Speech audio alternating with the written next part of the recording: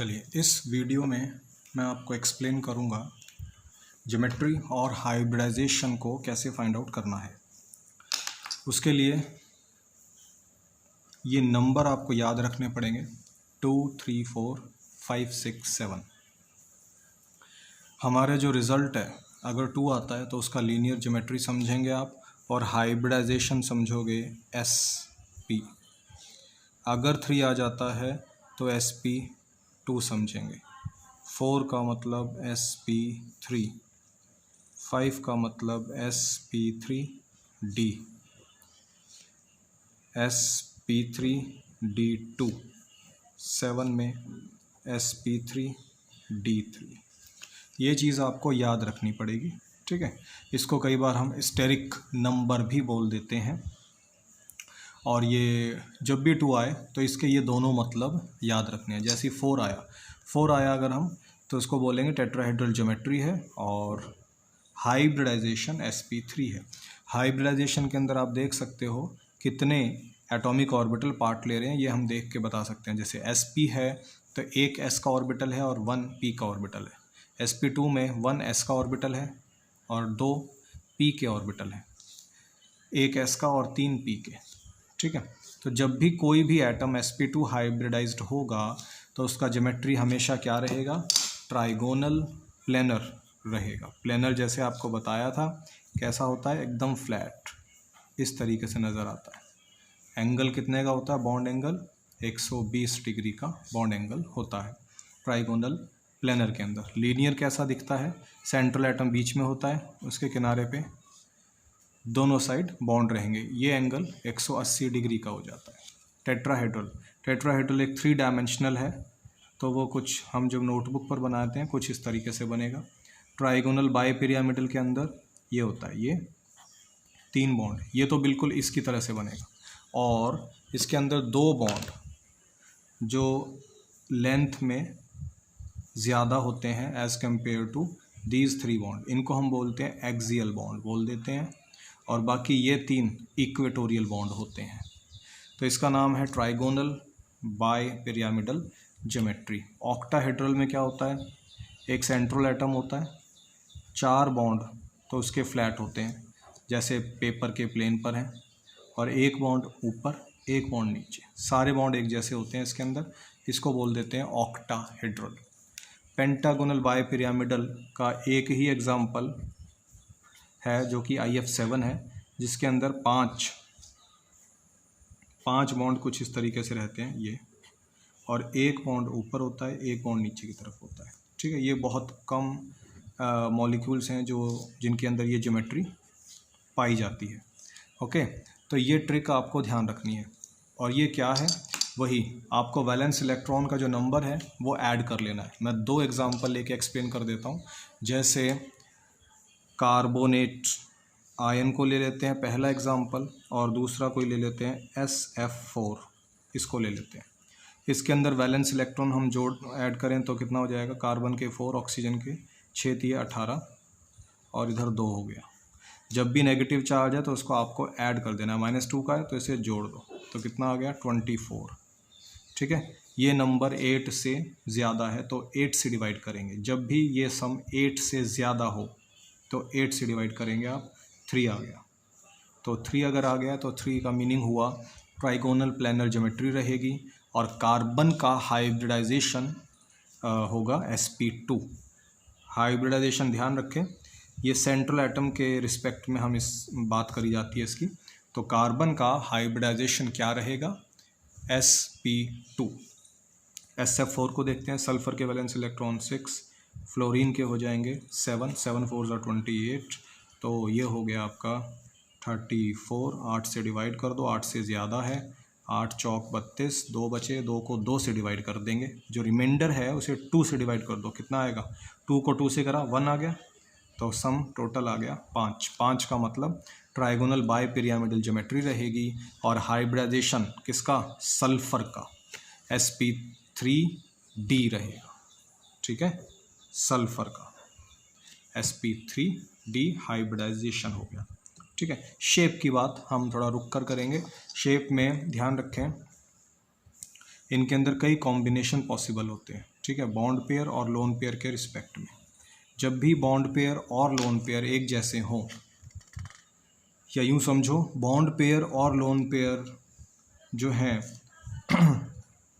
जैसे एक एग्जांपल ले लेते हैं हम टेट्राहेड्रल का अगर लें, तो इसमें बॉन्ड पेयर मान लो 4 हैं और लोन पेयर अगर 0 है, तो उस केस में ज्योमेट्री और शेप एक जैसी रहेगी, ठीक है। देखिए एक एग्जांपल और बताता हूँ मैं आपको। जैसे CH4 को ले लेते हैं और एक NH3 को ले लेते हैं, ठीक है, CH4 और NH3। कार्बन के अंदर अपनी ट्रिक लगा के हम फाइंड आउट कर सकते हैं कि sp3 हाइब्रिडाइजेशन आ गया है, और जो हमारा जो नंबर था इसके अंदर वो कितना आएगा 4 का मतलब sp3 हो गया, और दूसरा ज्योमेट्री का मतलब क्या हुआ इसका टेट्राहेड्रल। तो इसके अंदर क्या रहेगा, टेट्राहेड्रल मीन्स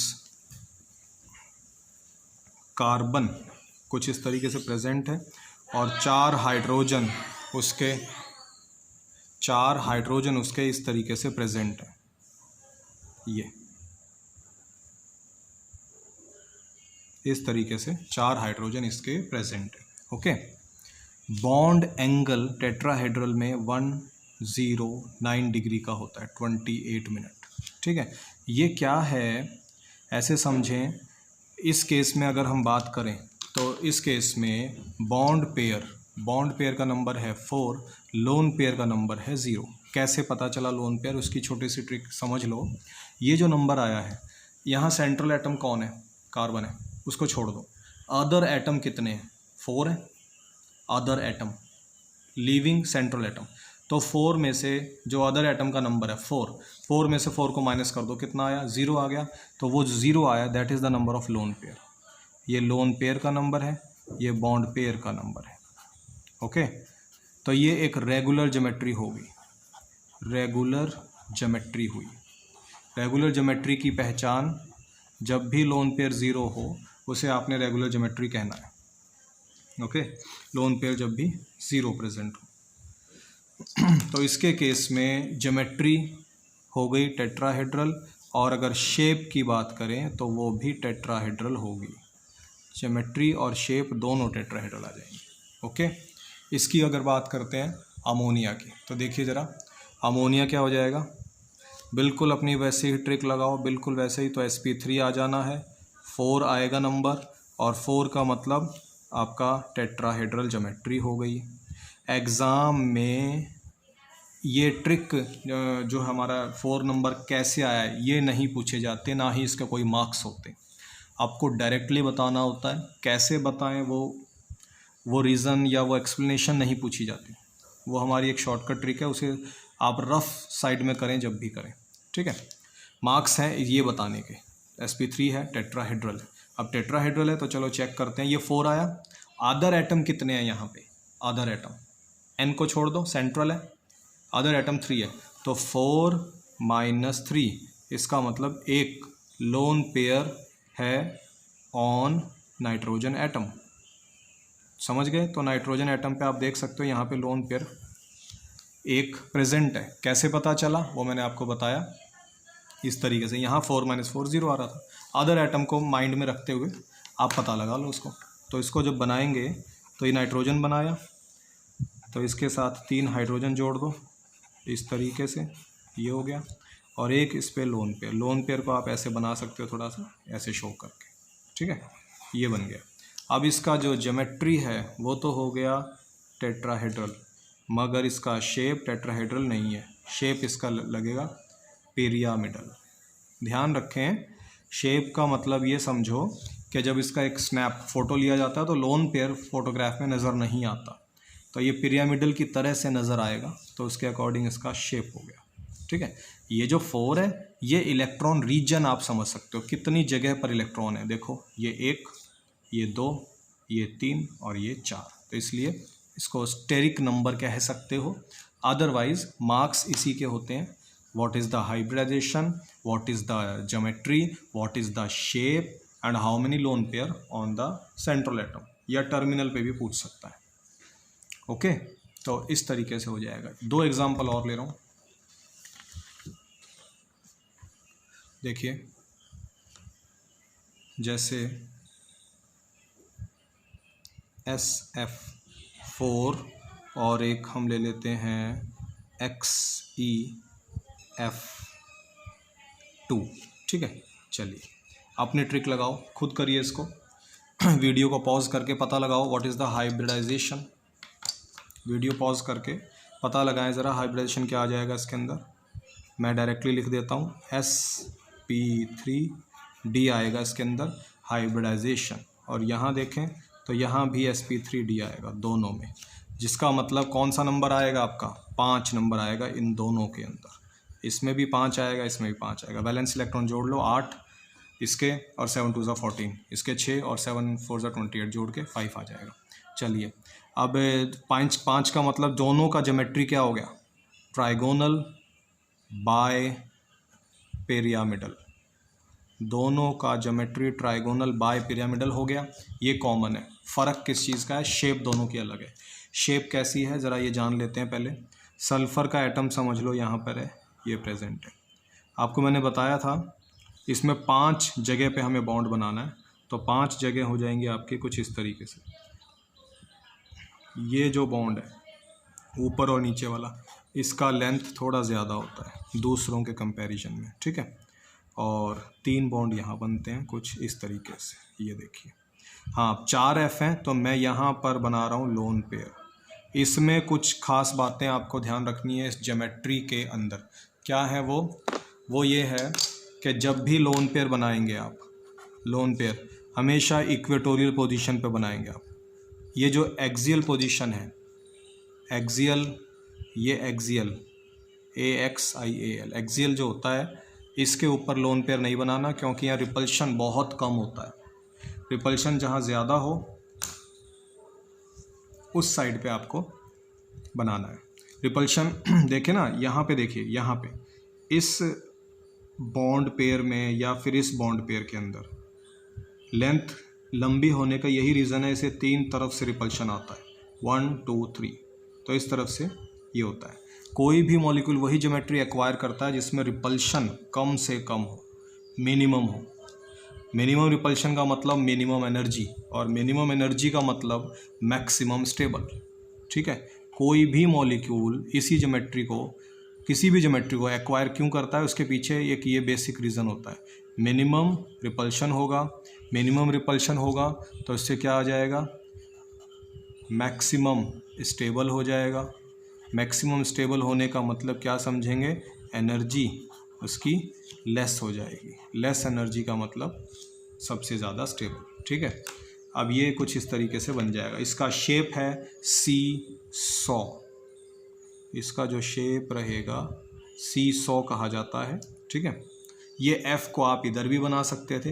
ये जो 3 हैं जो इक्वेटोरियल बॉन्ड है, E और एक यहाँ लिख रहा हूँ इक्वेटोरियल पोजीशन में, ये किसी भी 2 पे आप F बना सकते हो, ठीक है। किसी भी 2 पे आप F को बना सकते हैं। बॉन्ड एंगल को अगर मार्क करें तो ये देखो, ये वाला बॉन्ड एंगल कितने डिग्री का होगा, ये वाला, ये 90 डिग्री का रहेगा। थोड़ा सा 3D में इमेजिन करो, ये ऊपर निकला हुआ है एक F, एक बुक के, इसके पेपर के नीचे की तरफ गया हुआ है, और ये बुक के प्लेन में है, पेपर के प्लेन में है, ऐसे समझ लो। ये एंगल कितने का होगा, ये वाला, ये 120 डिग्री का हो जाता है अगर लोन पेयर ना हो। बट यहाँ पर ये 120 डिग्री का एग्जैक्टली नहीं होगा, क्योंकि लोन पेयर है। हल्का सा इसको रिपेल करेगा ये जो है, और ये हल्का सा, अगर आपको मैं समझाने के लिए बनाऊँ, ये हल्का सा बेंड हो जाएगा, बहुत हल्का, ऐसे यूँ समझ लो। ये बिल्कुल स्ट्रेट नहीं होगा, ये ऐसे हो जाएगा, ठीक है। क्यों हुआ, ये लोन पेयर इसको पुश करेगा उधर, तो ये थोड़ा सा चेंज आ जाएगा इन एंगल्स का वैल्यू में।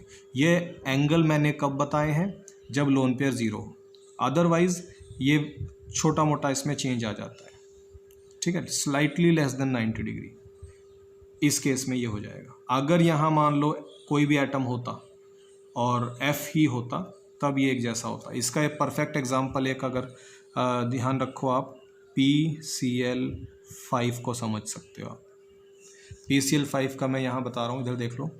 PCl5 के अंदर बिल्कुल ऐसा हो जाएगा,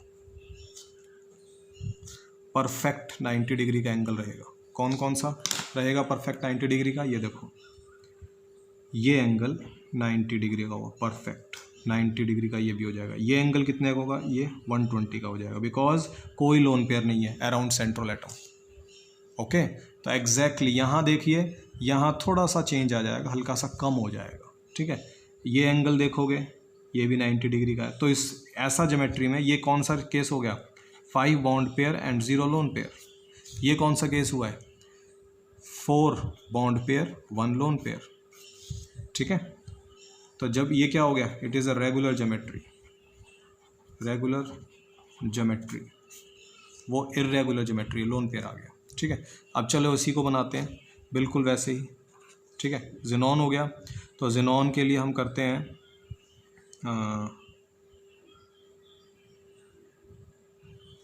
इसके वैलेंस इलेक्ट्रॉन कितने हो जाएंगे? 8। तो ऐसा करते हैं, लोन पेयर हमें बनाने पड़ेंगे, तो लोन पेयर के लिए हम ऐसा कर लेते हैं, पहले F को बना दूँ।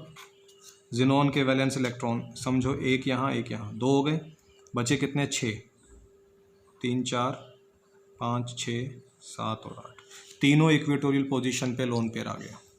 ऐसे समझ लो, तीनों इक्वेटोरियल पोजीशन पर लोन पेयर आ गया, ये हो गया। तो इसका जो केस रहेगा वो कैसा हो गया? 2 bond pair and 3 lone pair. इसका शेप कैसा दिखेगा? लीनियर। एक लीनियर दूसरा होता है जिसमें 2 आता है नंबर, वो अलग है, वहाँ लोन पेयर नहीं है कोई भी। यहाँ देखिए लोन पेयर है, तो it is a linear shape, linear shape हो गया। ठीक है, ये आपका जो इलेक्ट्रोनेगेटिव एटम है फ्लोरीन, ये हमेशा एक्सियल पोजीशन पर प्रेजेंट होगा, एक्सियल पोजीशन के ऊपर रहेगा हमेशा। तो अगर एक छोटा सा क्वेश्चन इसमें मैं पूछूं आपसे कि इसमें total number of lone pair अगर बताएं, इस मॉलिक्यूल में total number of lone pair count करने हो तो कैसे करेंगे? कितना आएगा? ज़रा वीडियो पॉज करके सोचो। Total number of lone pair मतलब इस पर भी देख लेना, अगर इस पे लोन पेयर है तो उसे भी काउंट करना है, total number of lone pair अगर पता लगाना है। तो जैसे F है, F का वैलेंस इलेक्ट्रॉन 7 होते हैं। ठीक है, और आपको पता है F हमेशा मोनोवैलेंट है, हमेशा सिंगल बॉन्ड बनाता है। तो समझ जाओ F के ऊपर 3 लोन पेयर होंगे on each fluorine atom, on each F there is 3 lone pair, there are 3 lone pair. तो आप काउंट कर सकते हो, 3 और 3 6 और 3 9, टोटल 9 लोन पेयर हैं इस मॉलिक्यूल के अंदर, सेंट्रल एटम पे 3 है। ओके, तो इस तरीके से करेंगे।